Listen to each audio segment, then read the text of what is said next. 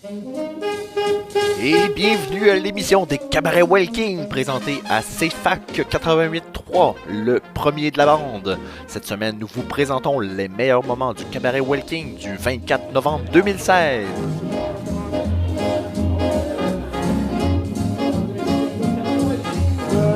Novembre! Je suis vraiment content de voir autant de monde ici, c'est vraiment incroyable. Mais je suis un peu surpris pour de vrai, Alex, parce que après l'élection de Trump, on n'est pas loin du Vermont, on n'est pas loin des États-Unis, Sherbrooke. J'aurais pas cru qu'il y aurait autant de gens qui se seraient risqués à venir à sortir dehors. Pas toi aussi là, qui capote sur Trump, là, pis. Écoute, il est dangereux, êtes-vous d'accord que c'est un gars un peu bizarre, dangereux? Pas bizarre. Ils ont tous voté pour lui, je suis sûr. Ah, c'est pas si pire, là. Tu devrais pas. Pense à autre chose, là. Pense au cabaret, là. Ouais. Qu'est-ce qu'il y a? Tu quelque chose contre Trump, là? C'est sûr que je pense au cabaret en ce moment. Je sais pas pourquoi. Je pense un petit peu. Ça doit être une maladie. C'est une maladie de penser au cabaret quand on est au cabaret, en fait. Ouais.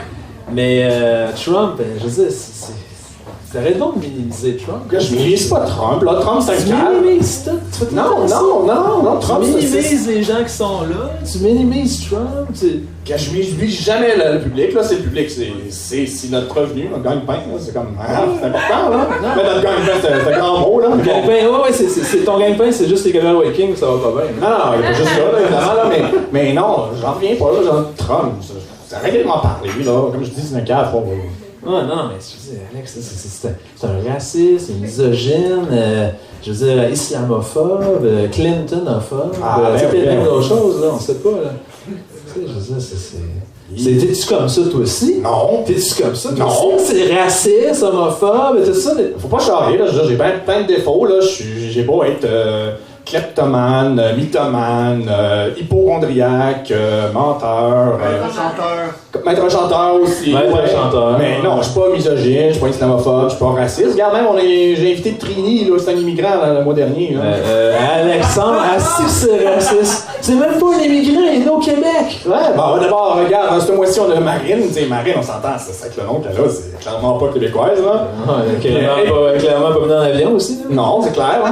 Mais tu vois, regarde, même grâce à ça, je suis pas misogyne non plus, parce que je l'aime bien, moi, Marine. Ouais, si tu l'aimes bien, c'est sexiste, tu l'aimes bien parce que c'est une fille, on le sait bien. Non, je Voilà, je trouve que tu mens. Ben, tu dis que t'es menteur, fait que là, tu dis non, fait que là, c'est un oui, là. Tu fais tout pour me rendre mal à l'aise, là. Je l'aime bien, Marine, moi, écoute, je l'ai invité, là. C'est-tu réciproque? Comment? C'est-tu réciproque? Ben oui. Ok, je savais pas ce que t'avais pour dire. Je disais, je chantais sur un peu d'amour, là, mais tu sais. Mais là, on pédale là, depuis tantôt, là. C'est pourquoi on parlait de ça, Marine, là. C'est là. Ah, c'est une quoi artiste, qu'elle fait artistiquement, Marine? Je l'ai invité, mais je sais pas ce qu'elle fait exactement. Hein, Ouais. C'est-tu comme un genre de conte aquatique marin, avec des baleines, des dauphins, des enfants qui voguent partout, là? Salut Aurélien. On a un mime ici qui mime tout ce qu'on fait. C'est ça un peu? C'est comme un cheval de mer qui accoupe une baleine, puis là ça devient une baleine cheval de mer. Arrête ça, on n'est pas à SeaWorld, là. Quoique, dans un sens, on pourrait remplir toute la salle d'eau. Ça pourrait être cool de faire comme une station en haut, puis là, le monde pourrait regarder les animaux marins dans le bassin ici. Ouais. C'est des idées un peu à la Trump, ça. Ouais, non, là, on va pas maltraiter nos animaux, là. Quand même, on maltraite pas nos barmaids, fait que je pense pas qu'on maltraiterait nos. T'es sûr? Je pense. Ouais, non, je pense que ça, c'est un autre menterie, ça. Là. Ouais, mais pour dire que non, Marine, de ce que j'ai lu, là, elle fait comme de la poésie, là, puis elle fait de la collection d'odeurs. Comment on fait pour Collection d'odeurs marines? des algues, peut-être? Des salés, salins, herbes du Saint-Laurent? Ça, j'irai pas sur ce terrain-là, ça devient trop douteux, là. Et moi, j'ai acheté ça, des herbes du Saint-Laurent, une fois. Là, puis je pensais que tu mettais ça comme ça dans ta bouche, mais pareil, il fallait diluer ça. J'avais mis ça direct, là, j'ai mangé ça. Puis ça goûtait vraiment le Saint-Laurent. Un peu trop à mon goût. Là, Tu te sentais marin pendant un moment. Je me sentais marin. Je sais comme Marine. Je sais pas si Marine sent comme ça. Il fallait laisser mariner ta. Ouais. Les jobs d'animaux marins, c'est assez. C'est assez. Je pense que Marine s'est un peu découragée de nous autres, là. Je pense qu'on a envie de la présenter. Ouais, présente là-dedans. On l'a présenté, là. Non, c'était pas une présentation, ça, là. Ben, c'est ça, Marine, c'est une fille qui est là depuis quand même un petit bout maintenant, là, tu sais, je l'ai vu partir de là, puis arriver jusqu'ici, là, tu sais, avant, elle portait un ensemble de blé d'Inde, puis là, maintenant, elle porte ça, puis elle est vraiment bonne, elle a fait du slam, elle a fait du con, et ouais, je pense que je me débrouille pas mal, hein. C'est moi, au début de ma vie que je connaissais Marine, c'était comme la coloc d'une amie, tu sais, puis je me suis dit, hey, elle fait du conte, hey, elle fait du slam, hey, elle s'occupe d'un organisme qui s'appelle le Crocarium, hey, elle fait des trucs marins. C'est juste comme plein de prises de conscience. Hey, elle fait ça. Tu sais, c'est juste comme un genre d'orgasme de trucs que Marine peut faire, tu sais. C'est comme too much, ça. Fait que. Marine, t'as parlé des orgasmes? Non, mais c'est un orgasme mental de plein de, c'est comme plein de choses en même temps qui vont donner ce que je vais faire, là, on va aller boire de l'eau en arrière, puis on va la laisser parler, je pense que ça va être mieux. C'est pas ce moment-là que tu proposais dans notre pacing d'animation, de genre de me payer 20$. Ouais, en fait, tu me l'as pas donné le 20$. Ah, ok, parce que tu me payeras plus, puis je m'en aille. Ouais, je vais rester. Je vais juste te saquer une claque pour que tu t'en ailles. Ok. Bon, ben, Marine, Marine, oui, encore!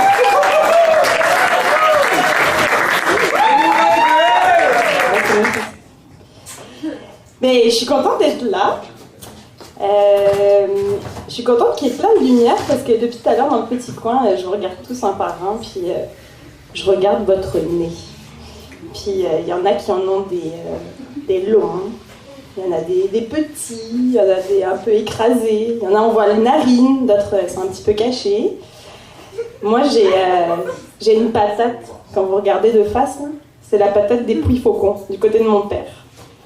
Puis si je me mets de profil, j'ai une petite bosse. Ça, c'est la bosse d'éristique du côté de ma mère. Puis je suis pas venue juste pour vous parler de la morphologie de mon nez. Hein. Je suis venue de vous parler surtout des odeurs. Parce que notre nez, ben, c'est ça qui nous sert. Hein. Il nous sert à sentir notre environnement, les gens qu'on rencontre, les endroits où on va. Et en fait, les odeurs, pour moi, ça a toujours été important depuis que je suis toute petite. Puis dans mon travail, ben, c'est très central parce que je travaille dans le domaine du goût. Puis au passage, quand on mange à 80% le goût des aliments qu'on ressent, c'est grâce à notre nez. Et puis depuis 2 ans que je compte, puis depuis un peu moins d'1 an que je m'essaye sur la scène de poésie performée de Sherbrooke, ben, en fait, je me suis rendu compte que je parle souvent d'odeurs. Alors quand Alexandre et JF m'ont invité ce soir, ben, ça n'a pas pris très longtemps, je me suis dit, bon, ben, je vais faire quelque chose sur les odeurs. Alors voilà, je suis stressée, là je respire plus depuis tout à l'heure, alors je vais respirer. Par le nez. Par le nez.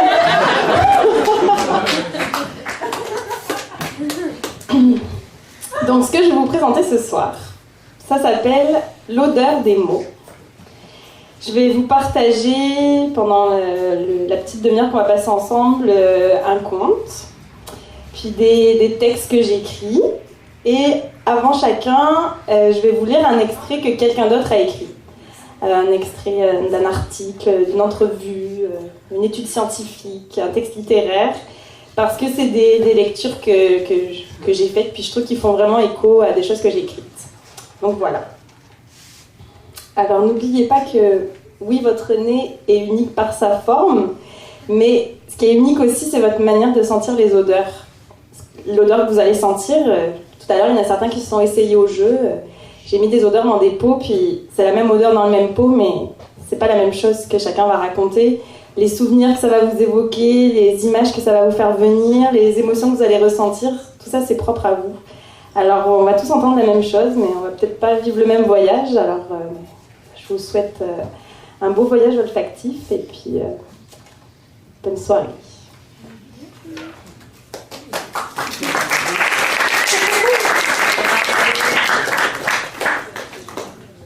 Sentir, cela s'apprend très tôt. Plutôt que de se contenter de dire « ça sent bon » ou « ça sent mauvais », mieux vaut par exemple apprendre à l'enfant à flairer ses doigts après avoir froissé une feuille de menthe poivrée ou un brin de thym. Au plaisir immédiat de la découverte de l'arôme, nous ajoutons un petit bonheur à venir, lorsque l'odeur, dans 10 ou 20 ans, éveillera le souvenir de cet instant. Apprendre à sentir, ce n'est pas seulement échantillonner, étiqueter pour mieux reconnaître, c'est engranger des souvenirs. Brigitte Proust. Chaleur estivale. La pluie tombe sur la ville et une moiteur étouffante se dégage du bitume brûlant. Cette odeur de chaud mouillé assaille mes narines, atteint ma gorge. Je ne sais jamais si j'aime cette odeur ou si elle me dérange. Ce qui est sûr, c'est qu'elle me ramène avec le sourire au cours d'école de mon enfance. Je débarrasse les tasses de café qu'on a laissées traîner là après un repas entre amis.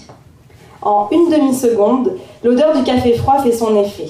J'ai 10 ans, je suis dans la maison de vacances familiales au bord de la mer. J'entends les bruits des cuillères qui tintinabulent sur les tasses. Je revois la vaisselle kitsch, celle avec les petites fleurs bleues. L'humidité ambiante de la maison malgré la chaleur sèche de la forêt de pins. Et la famille réunie là qui rit et discute après le repas. Et toi, est-ce que tu t'en souviens ?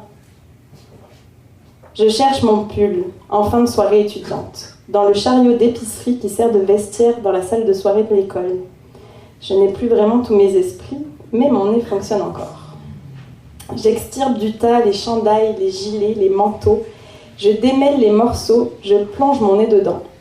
Je cherche mon odeur, la mienne à moi, celle qui ne sent rien parmi toutes les autres.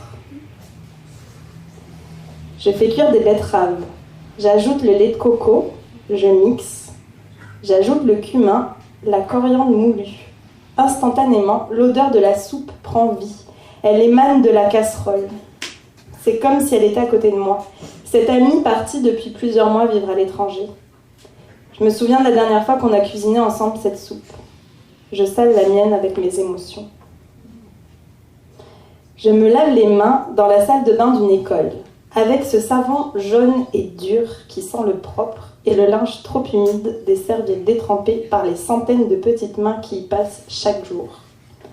Aussitôt, je me retrouve une vingtaine d'années en arrière, dans la salle de bain du centre aéré de mon enfance, un de mes endroits favoris où s'est esquissée celle que je suis aujourd'hui. Je me souviens de nous deux dans la voiture quand on y allait. Toi, tu pleurais et moi, je riais. Est-ce que, quand tu sens l'odeur du savon jaune, tu as la boule au ventre ? Je traverse l'océan. Je mets la clé dans la porte de cette autre maison, celle où on a grandi. Je tourne la clé, j'ouvre la porte. Elle est toujours là. L'odeur de ce chez nous qui le restera toujours. Un mélange de cuir du canapé usé, de fraîcheur et de propreté, avec un soupçon des parfums de nos parents. L'odeur des volets en bois de ma chambre chauffée par le soleil. Je réapprivoise l'odeur de la lessive, qui me pique le nez les premiers jours et qui finit par redevenir familière. C'est l'odeur de lessive de notre enfance. Je retraverse l'océan. Je défais ma valise et redécouvre l'odeur de l'autre maison, celle que je viens de quitter pour retrouver la mienne ici.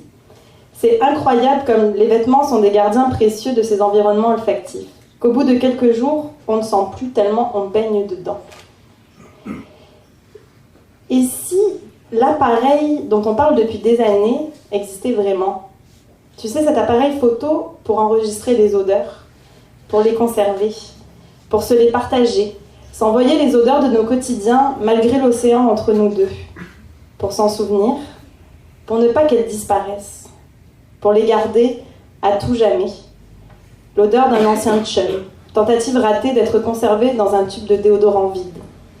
L'odeur de ma grand-mère, poudrée et raffinée, un mélange de parfums de grands couturiers et de maquillage soigné. L'odeur des tiges de tomates, souvenir d'un baiser volé au destin. L'odeur d'une promenade en forêt, des embruns qui me fouettent le visage, au bord de l'océan de l'autre côté. Ce souvenir des odeurs, un prétexte pour ne pas oublier les moments, ceux qui me font vibrer, dans ces petits riens et ces grands tout de la vie. Ce souvenir des émotions, avant qu'elles ne nous échappent. Mais non, je laisse aux odeurs leur volatilité. J'aime leur caractère fugace, leur indomptabilité, leur fragilité autant que la puissance de la réminiscence. Je les laisse me surprendre, encore et encore, là où je ne les attends pas. À quoi bon vouloir les enfermer dans une petite boîte ? La vie est pleine d'odeurs à vivre et à découvrir, et je la croque à plein nez.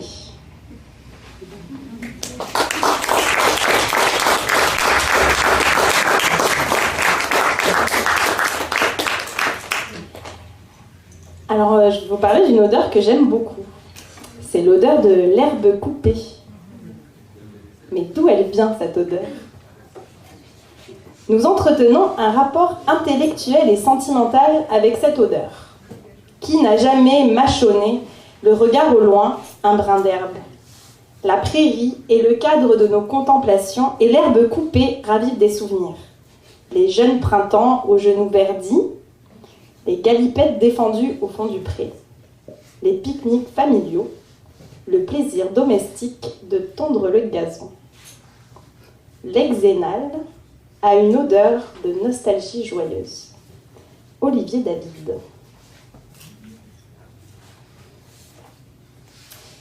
Quand tu t'es allongé sur moi, m'écrasant de tout ton poids, j'ai laissé échapper un craquement sec et discret. Il faisait si chaud cet été-là. Plongé dans ta méditation, tu ne me prêtais guère d'attention, malgré mes tentatives de venir te chatouiller dans l'oreille. Ton regard semblait vouloir m'embrasser tout entière, à tel point que j'ai cru un instant que tu convoitais ma fleurette. Le halètement de ton chien assoiffé résonnait autour de nous, se faisait de plus en plus fort. Mais tu n'es pas sorti de ta rêverie. Alors, j'ai compris que je ne serais qu'un lieu de passage. Lorsque tu es parti, il ne restait de toi et de tes songes que ta silhouette, dessinée dans mon herbe écrasée.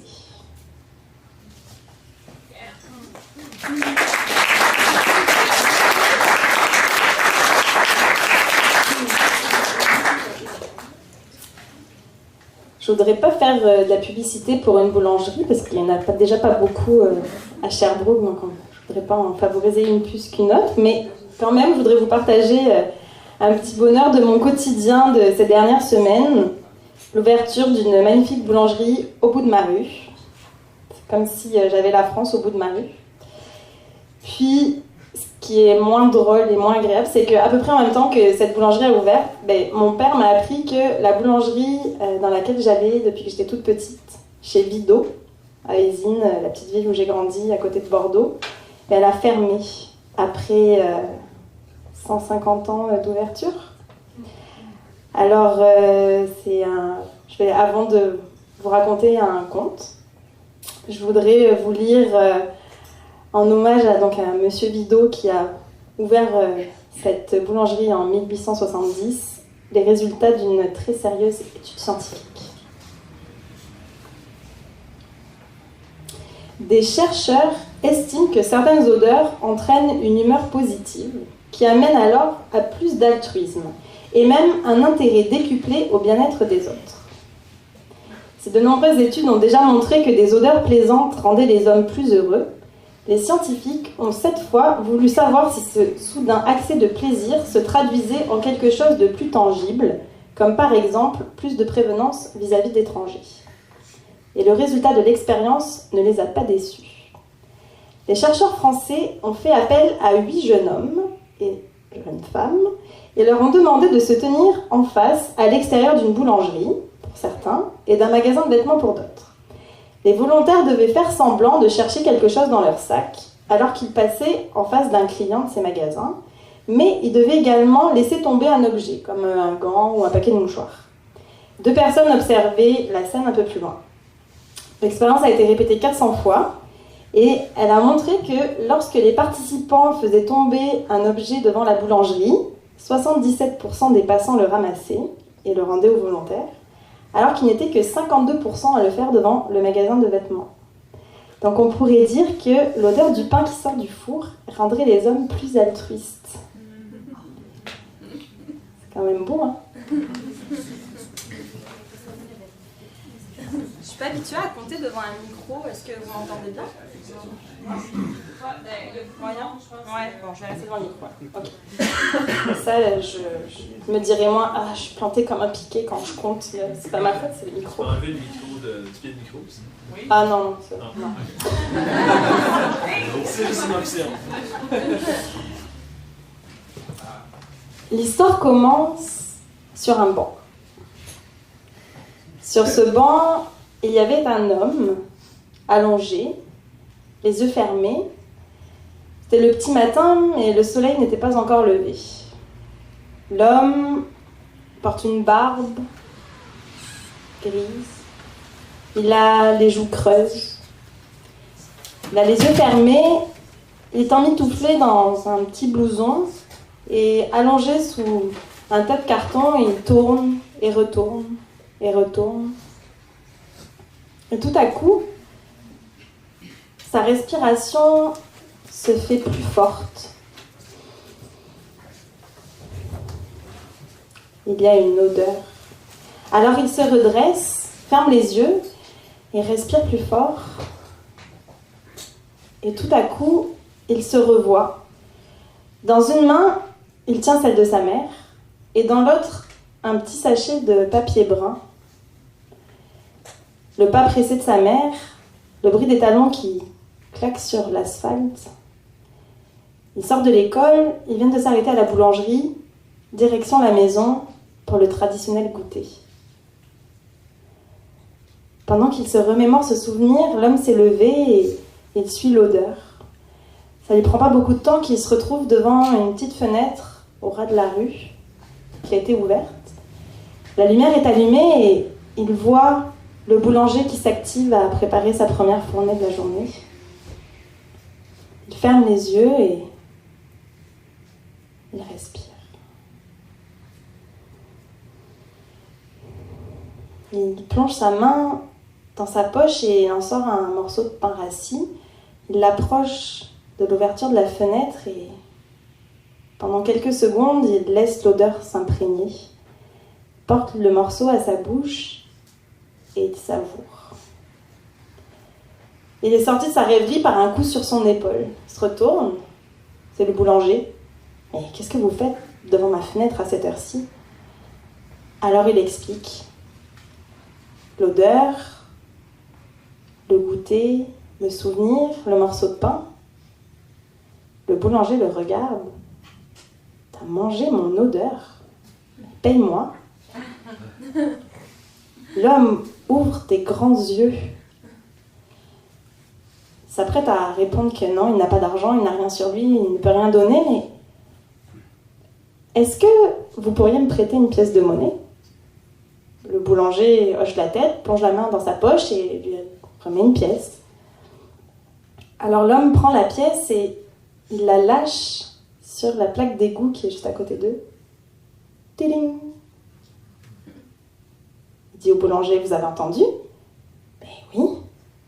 Et voilà, le prix de ton odeur.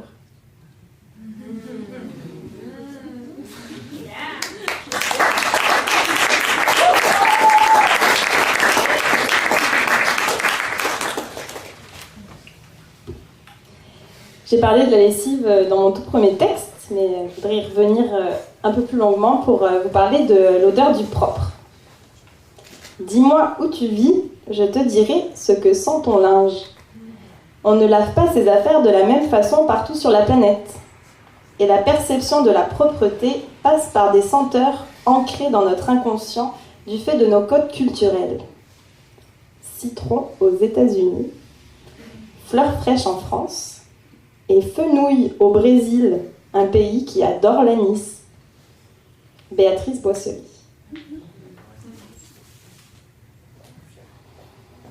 On est dimanche. Je me promène dans les rues de mon quartier et je pratique mon passe-temps favori.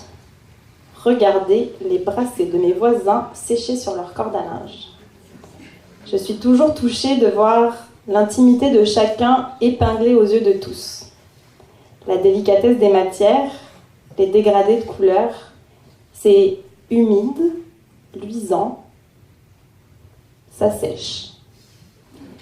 Quand il n'y a personne en vue, je m'approche, je ferme les yeux, je prends une grande inspiration.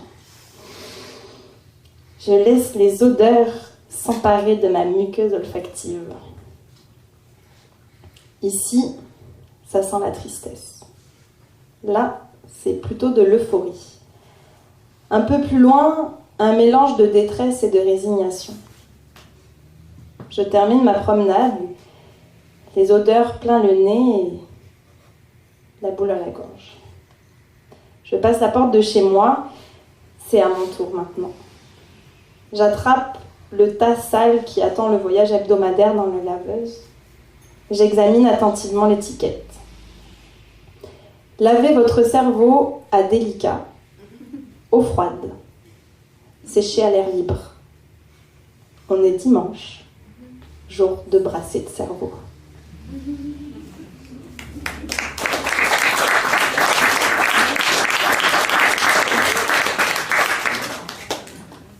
À votre avis, est-ce que la liberté a une odeur? Oui, oui, oui.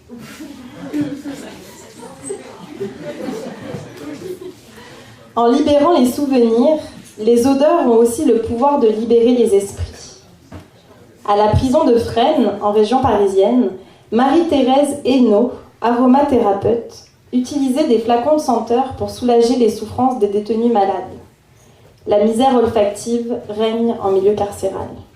Ça sent le désinfectant, la sueur, l'angoisse. Je suis arrivée avec des brins de thym et de lavande et j'ai pu constater que ces senteurs ravivaient les rêves et les souvenirs. Surnommée la petite marchande d'odeurs, elle se souvient que l'une des odeurs les plus prisées par ses patients prisonniers était celle de la mer. Avec elle, dit-elle, j'étais complice d'évasion. Brigitte Proust et Éléonore de Bonneval.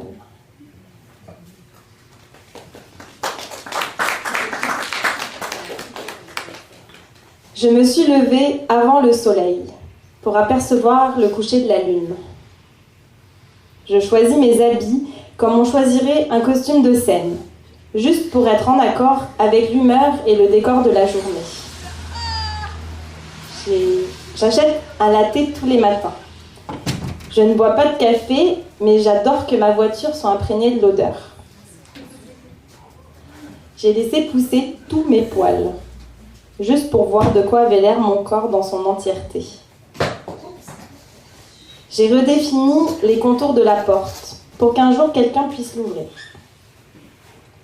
Je danserai sur la ligne jaune au milieu de la rue. Je me rappellerai que je sais encore dessiner, même si ça fait 25 ans que je n'ai plus 5 ans. Je vais bientôt mettre ma vie dans des boîtes, encore une fois, mais pour déménager dans la rue de derrière, juste pour voir ce que ça fait de s'enraciner.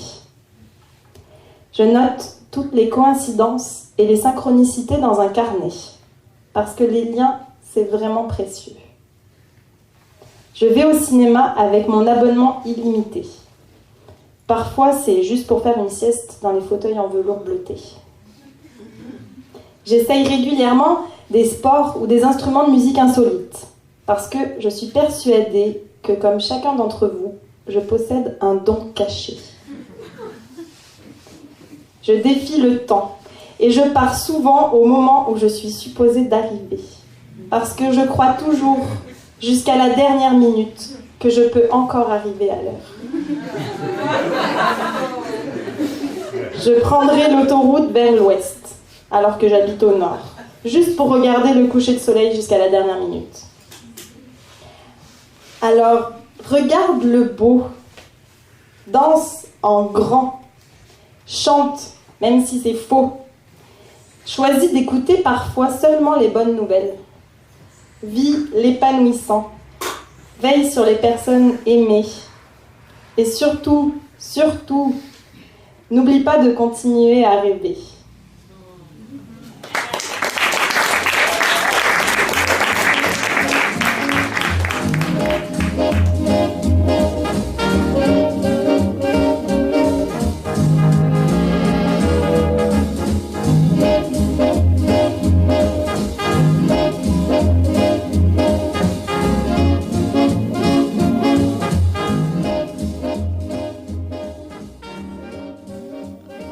Vous écoutiez les meilleurs moments du Cabaret Welking, édition du 24 novembre 2016, s'étant déroulé au Art Focus.